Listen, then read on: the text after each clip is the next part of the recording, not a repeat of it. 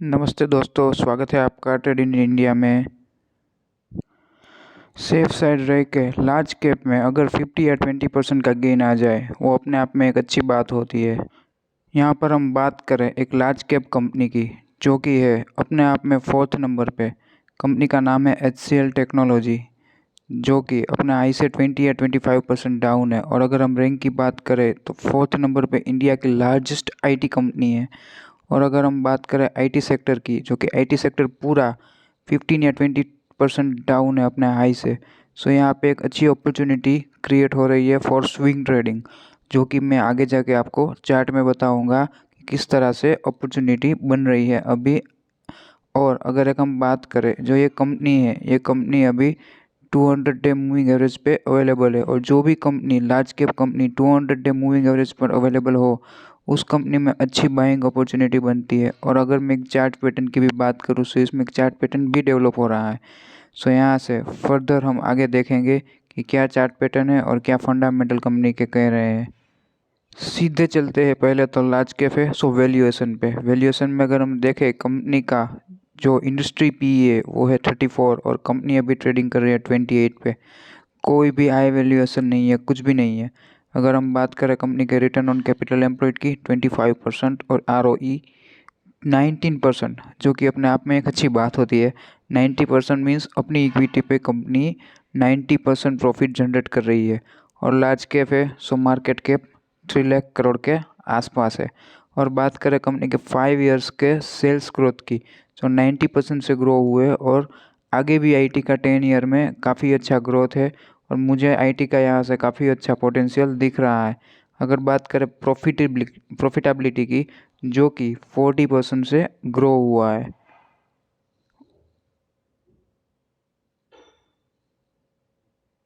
यहाँ पर हम बात करें कंपनी के क्वार्टरली सेल्स की, जो कि 15,000 करोड़ था, वो यहाँ से ग्रो होके 22,000 तक ग्रो हो चुका है। अगर हम एक्सपेंसेस और सब कुछ बात करें कंपनी के ऑपरेटिंग प्रॉफिट मार्जिन की, जो कि 25 के अराउंड हमें मिल रहा है, वो भी एक अच्छी बात होती है। एक लार्ज कैप कंपनी में ऑपरेटिंग प्रॉफिट 25%, वो अपने आप में ही एक अच्छी बात है। बात करें क्वार्टरली प्रॉफिट की, जो कि दिसंबर से अब तक थोड़े से डिक्लाइन हुए हैं यहाँ पर, जो अच्छी बात नहीं होती है। कंपनी में कोई भी प्रॉफिट डिक्लाइन होता है, बट ये लार्ज कैप है और कोई दिक्कत है। आई थिंक USA में इन्फ्लेशन है, इसलिए इस कंपनी के प्रॉफिटेबिलिटी पे काफ़ी अच्छा फ़र्क पड़ा है। बात करें कंपनी के प्रॉफिट एंड लॉस स्टेटमेंट की, जो जून 2010 में 12,000 करोड़ था, वो यहाँ से आगे बढ़ के 82,000 करोड़ हो चुका है। सेल्स 82,000 करोड़। सो ये अपने आप में दिखाता है कि ये कंपनी यहाँ से और कितना ग्रो कर सकती है और हमारा पैसा कितना सेफली हम ट्रेडिंग कर सकते हैं। बात करें प्रॉफिटेबिलिटी की, जो कि सिर्फ 1200 करोड़ था। और यहाँ से अगर हम देखें इस कंपनी ने 11,000 करोड़, आई थिंक 10 टाइम्स या 11 टाइम्स कंपनी ने अपने प्रॉफिट को ग्रो किया है। वो भी एक अच्छी बात होती है। अगर हम बात करें कंपनी के डेप्ट के बारे में, जो कि मेरे हिसाब से जिस कंपनी में भी कम डेप्ट हो उस कंपनी में मैं प्रीफर करता हूँ इन्वेस्ट करने के लिए। अगर हम बात करें इस कंपनी की, सो इस कंपनी में सिर्फ 62,000 की 6 to 65 की ओनली डेप्थ है। और अगर इक्विटी की बात करें सो इससे 10 टाइम्स ज़्यादा है। सो एज सच मुझे यहाँ पे तो कोई दिक्कत दिखाई दे नहीं रही है। यहाँ से जो मेन थिंग है प्रॉफिटेबिलिटी, P&L, उसके बाद जो कैश फ्लो है, कंपनी जो भी कमा रही है वो अपने घर में आ रहा है, कैश में कन्वर्ट हो रहा है। जी हाँ, 2014 से 2021 तक सभी प्रॉफिट ऑपरेटिंग कैश फ्लो में आए हैं। सो ये भी एक अच्छी बात इस कंपनी के लिए हम कह सकते हैं।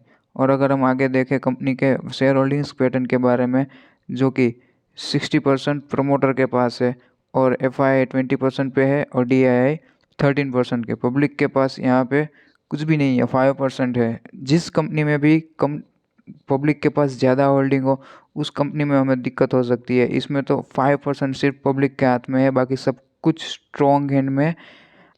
हमने जो देखा था कंपनी की प्रॉफिटेबिलिटी पे क्यों असर हुआ है, इसके बारे में हम देखें तो कंपनी का जो मेन रेवेन्यू है 58% वो USA से, अमेरिका से आ रहा है और 27% यूरोप से आ रहा है।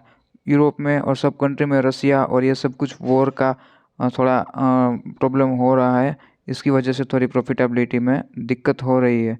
और अगर हम बात करें आगे फर्दर डिटेल के बारे में, सो कंपनी के 100 मिलियन के 15 क्लाइंट है, 15 मिलियन के 31 क्लाइंट है, जो कि ह्यूज क्लाइंट है। और अगर हम कंपनी की फ्यूचर प्लान की बात करें तो ये जो HCL टेक है वो काफ़ी अच्छा एक्सपांड कर रही है।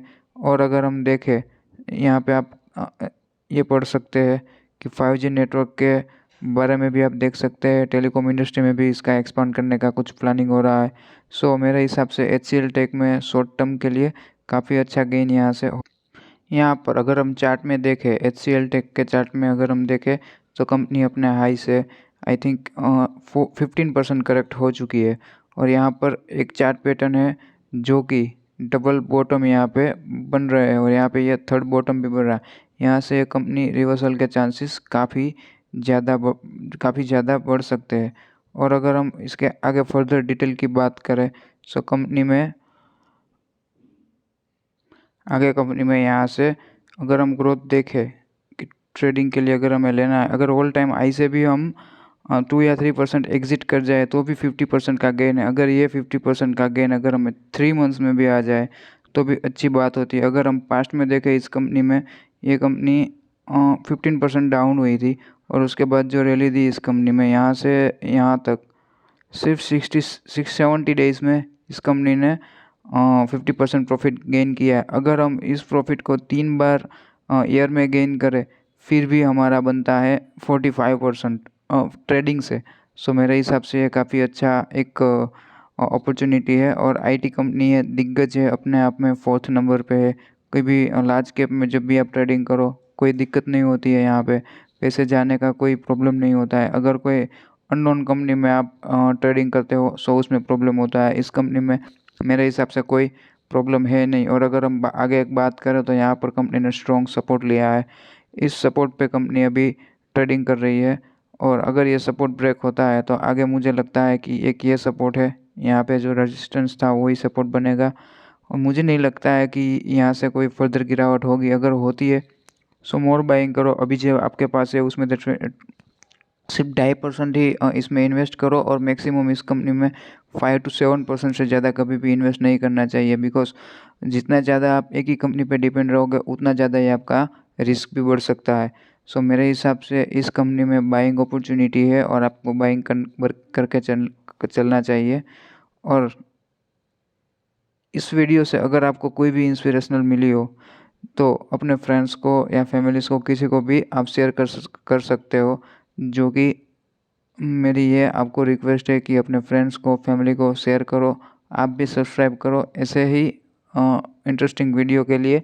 और यहाँ पे आपको सिर्फ नॉलेज मिलेगा, अच्छा नॉलेज मिलेगा, बिकॉज मैं स्टॉक मार्केट में काफ़ी साल से हूँ और मैंने ट्रेडिंग करके ऐसे ही लार्ज कैप में सिंपली ट्रेडिंग करके काफ़ी अच्छे पैसे बनाए, कभी भी पैसे डूबते नहीं है इस स्ट्रेटजी से। सो गाइस प्लीज़ लाइक कर देना, बाय बाय।